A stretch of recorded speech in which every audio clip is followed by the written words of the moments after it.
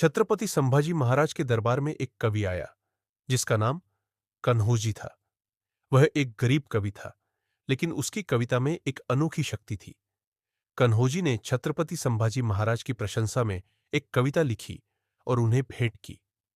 कविता सुनकर छत्रपति संभाजी महाराज बहुत प्रसन्न हुए और कन्होजी को पुरस्कार देने का फैसला किया। लेकिन जब कन्होजी ने पुरस्कार की मांग की तो उन्होंने कुछ अनोखा मांगा।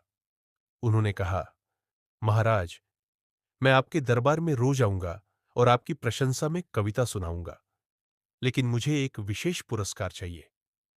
छत्रपति संभाजी महाराज ने पूछा, क्या पुरस्कार चाहिए?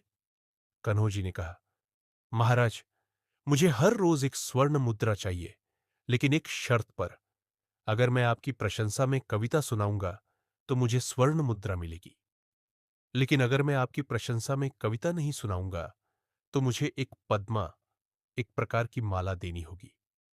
छत्रपति संभाजी महाराज ने कन्होजी की बात मानी और कहा, ठीक है, मैं तुम्हारी शर्त मानता हूं। हर रोज कन्होजी छत्रपति संभाजी महाराज के दरबार में आते और उनकी प्रशंसा में कविता सुनाते। उन्हें स्वर्ण मुद्रा मिलती और उनकी गरीबी दूर हो गई। लेकिन एक दिन कन्होजी बीमार हो गए और दरबार में नहीं आ सके। उन्होंने अपने बेटे को भेजा, जो कविता सुनाने में असमर्थ था। छत्रपति संभाजी महाराज ने कन्होजी के बेटे से कहा, तुम्हारे पिता ने मेरी प्रशंसा में कविता नहीं सुनाई, इसलिए तुम्हें एक पद्मा देनी होगी। कन्होजी के बेटे ने कहा, महाराज, मेरे पिता बीमार हैं और कविता सुनाने में असमर्थ है। छत्रपति संभाजी महाराज ने कहा, ठीक है, मैं तुम्हारे पिता की बीमारी के कारण तुम्हें पद्मा नहीं दूंगा, लेकिन अगली बार जब तुम्हारे पिता ठीक होंगे तो उन्हें कविता सुनानी होगी।